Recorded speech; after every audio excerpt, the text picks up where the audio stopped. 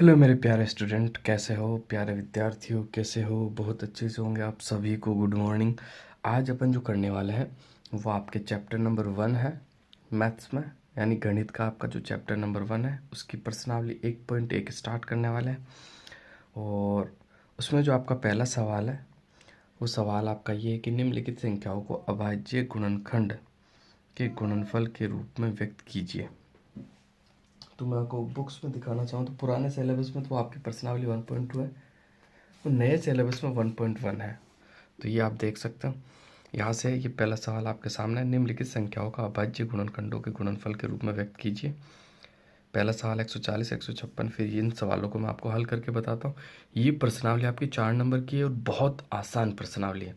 ठीक है, एक बार अगर आपके समझ में आ गए तो 4 नंबर आसानी से कवर कर लोगे। और मैं जिस तरीका आपसे आपको बताऊंगा, अगर कर लेते हो तो क्लियरली आप 4 नंबर आसानी से ला सकते हो। इससे पहले मैंने देखो आपको जो आपकी स्टैटिक्स है एक्सरसाइज नंबर 13 यानी 13वीं प्रश्नावली सांख्यिकी करवा दी है। फिर मैंने आपको 8वीं प्रश्नावली साइन थीटा कोस थीटा यानी आपका ट्रिग्नोमेट्री जो इंट्रोडक्शन है, त्रिकोणमितीय परिचय, वो भी करवा दिया है।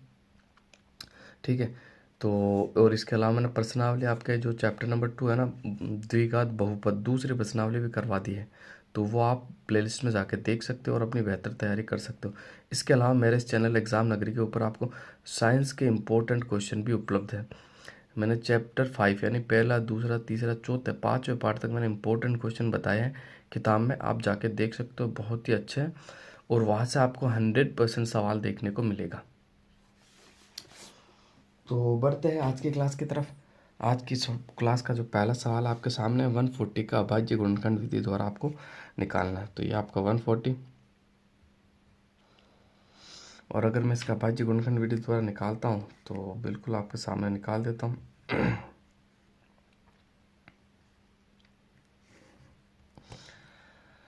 देखना, अभाज्य गुणनखंड विधि आपकी इस तरह से होती। सबसे पहले 2 का भाग लगाया मैंने। अब 2 का भाग लगाया तो 2 के जो पहाड़ा आपका आया, 2 की टेबल है, 2 की टेबल में आपका 14 कितनी बार में आता? 7 टाइम आता। ठीक है, 2 7 जा 14 या 2 सत्य आपका 14 हो जाता और ये 0 ऐसा कैसा उतर जाएगा? ये 2 का भाग लग गया। क्लियर? एक सवाल पक्का आपका अभाज्य गुणनखंड और एलसीएफ एचसीएफ का पूछा जाएगा तो बिल्कुल मैं आसान मेथड से क्लियर कराऊंगा, आपको कोई भी दिक्कत नहीं होने वाली है।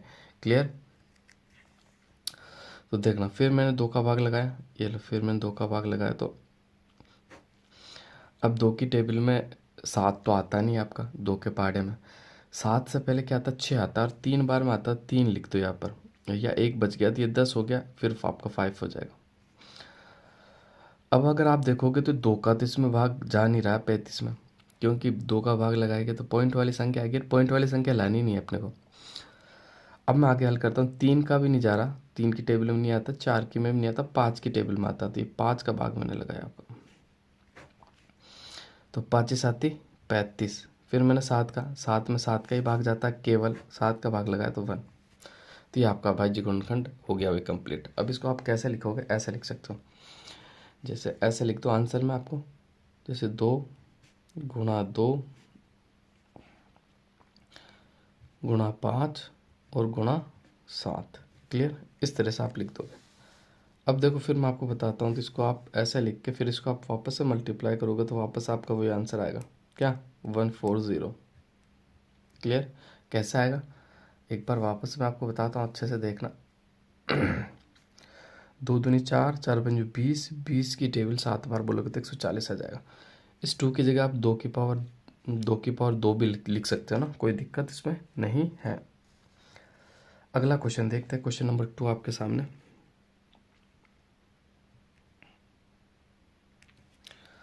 क्वेश्चन नंबर 2 156 है। 156 का आपका अभाज्य गुणनखंड विधि द्वारा आपको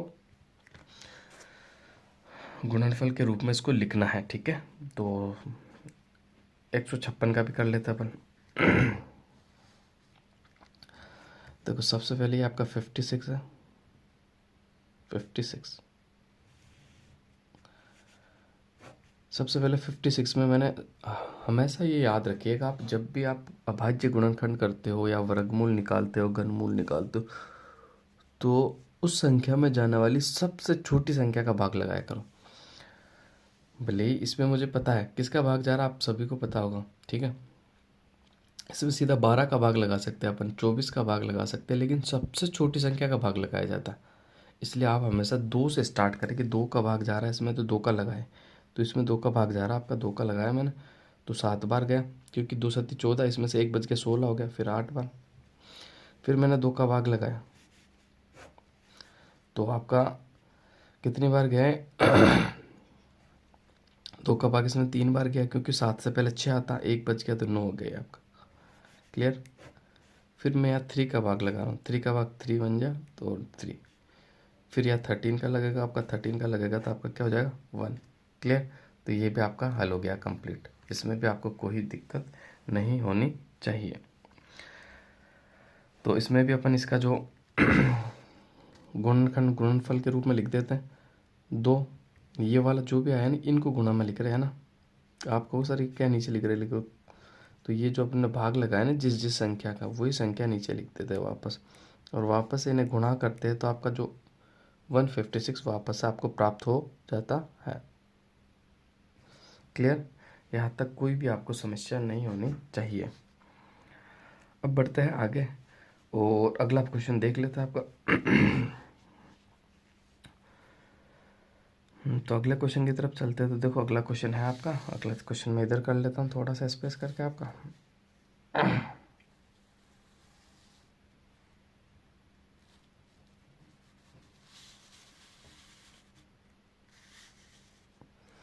तो देखो अगला क्वेश्चन मैं आपको इस तरह से यह बता देता हूँ, ठीक है। क्वेश्चन नंबर आपका 3 है, ठीक है, और ये है 3825, ये वाला सवाल आपका। बिल्कुल आपको नज़र आ रहा होगा, कोई भी दिक्कत नहीं होगी विजिबिलिटी में। और इसके आपके अभाज्य गुणनखंडों को गुणनफल के रूप में, अभाज्य गुणनखंड विधि द्वारा आपको गुणनफल के रूप में व्यक्त करना है। तो चलो शुरू करते हैं।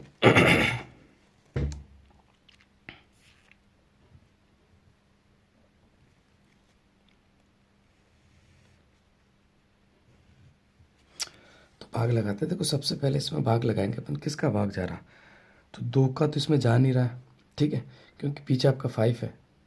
3 का मैं चेक कर लेता हूँ, 3 का जाता है क्या।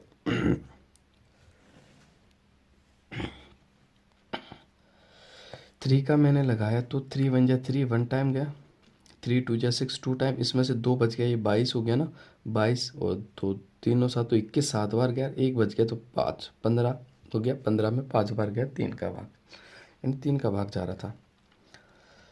आगे बढ़ते अगला क्वेश्चन देखते हैं।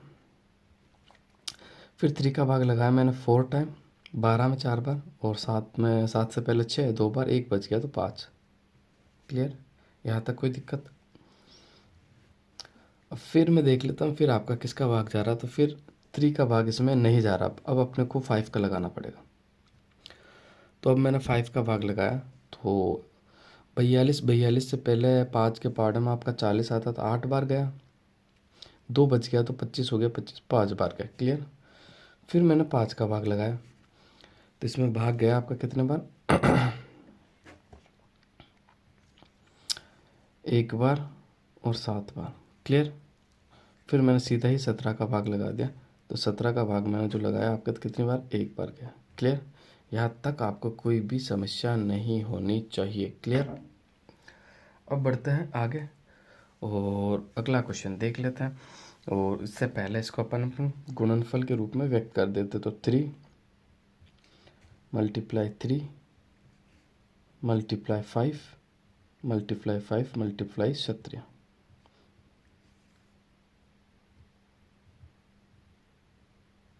ये आ गया 3825। क्लियर। यहाँ तक आपको कोई भी समस्या बिल्कुल नहीं होनी चाहिए। क्लियर। आगे बढ़ते हैं, अगला क्वेश्चन देख लेते हैं। क्वेश्चन नंबर 4 जो है ना उसको देख लेते हैं। तो क्वेश्चन नंबर 4 है आपका 5005।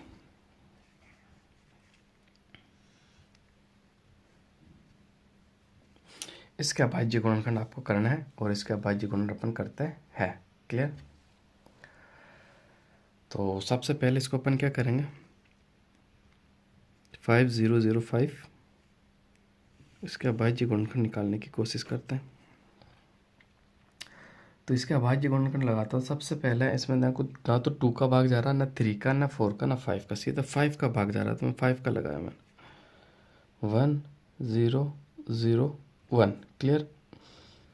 अब इसके बाद के स्टूडेंट उलझ जाते हैं कि सर इसमें किसका भाग जाएगा। तो इसमें अगर मैं भाग लगाऊँ ना, तो इसके अंदर देखो 2 का नहीं जा रहा, 3 का नहीं जा रहा, 4 का, 5 का, 6 का, 7 का जा रहा है। इसमें कैसे जा रहा देखना। ये 10 है तो 7 एकम 7, एक बार 3 बच गया तो कितना हो गया आपका 30 हो गया। तो 7 चौक 28, 2 बच गया तो 7 या 21, 3 का चला गया ना, या सॉरी 7 का भाग चला गया। अब इसके बाद देखो, इसके बाद मैं वापस से भाग लगाता हूँ। तो वापस इसमें किसका भाग जा रहा आपका, 7 का नहीं जा रहा, 2 का भी नहीं है, 3 का नहीं है, 4 का नहीं है, 5 का, 6 का, 7 का, 8 का भी नहीं है, 9 का, 10 का, 11 का जा रहा भाई इसमें। अब मैंने वापस 11 का भाग लगाया इसमें, तो 11 कम 11 और 3 बार जाएगा। फिर मैंने 13 का भाग लगाया तो 1 टाइम। तो ये आपका सवाल हल हो गया। इसी प्रकार का सवाल आपको 1 नंबर में भी पूछा जाएगा और हो सकता है कि वो आपको ऑब्जेक्टिव में भी सवाल पूछे। तो देखो 5 इंटू 7 इंटू 11 इंटू 13, वापस आपको क्या प्राप्त हो जाएगा 5005। क्लियर। यहाँ तक आपको कोई भी समस्या नहीं होनी चाहिए। ठीक है। प्रश्नावली 1.1 का पहला सवाल कर रहे हैं अपन, और पहला सवाल का आखिरी सवाल करते हैं क्योंकि इसमें 5 सवाल थे आपके। तो क्वेश्चन नंबर 5 में यह हल कर देता हूँ आपका।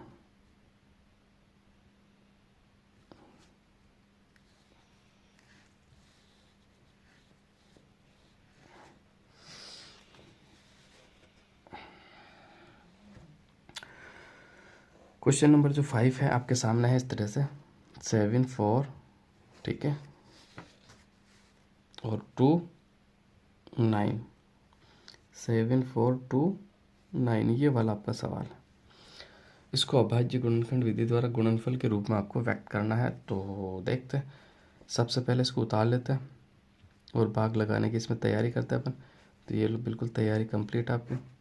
सबसे पहले मैंने इसमें भाग लगाया किसका, तो देखो ये जो आपकी संख्या है ना 7429, इसमें ना 2 का, ना 3 का, 4 का, 5 का, 6 का, 7 का, 8 का भी नहीं जा रहा, 9 का भी नहीं जा रहा, 10 11 12 13 14 15 16 17 का भाग जा रहा है इसमें।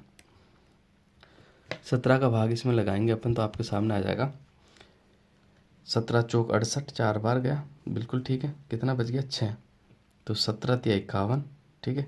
कितना बच गया आपका 11 यानी 119 हो गया, ठीक है। तो आपका 7 बार जाएगा, ये लो। क्लियर, यहाँ तक कोई दिक्कत। अब इसके बाद देखो वापस से मैं इसमें भाग लगाता हूँ। तो देखो वापस बड़ी संख्या के भाग जाएगा क्योंकि अभाज्य है। 2 का 3 का नहीं जाएगा, 5 6 7 8 9 10 11 12 13 नहीं जाएगा, 14 15 16 भी नहीं जाएगा, 17 भी नहीं जाएगा, 18 19 का भाग जाएगा इसमें। 19 का भाग लगाओगे तो 23 आएगा। 23 एक अभाज्य संख्या है, 23 में किसी का भाग नहीं जाता, केवल 23 का ही भाग जाता। तो ये हो जाएगा आपका 17 गुणा 19 गुणा 23। क्लियर। तो इसको वापस से करोगे तो आप 7429 आपके पास आ जाएगा। क्लियर। तो यहाँ तक आपको कोई भी समस्या नहीं होनी चाहिए। ये पूरी प्रश्नावली मैंने कंप्लीट करवा दी। एक बार इस पूरी प्रश्नावली का स्क्रीनशॉट अच्छे से ले सकते हो। ये सारे सवाल आपके सामने और अच्छे से इन्हें समझ सकते हो।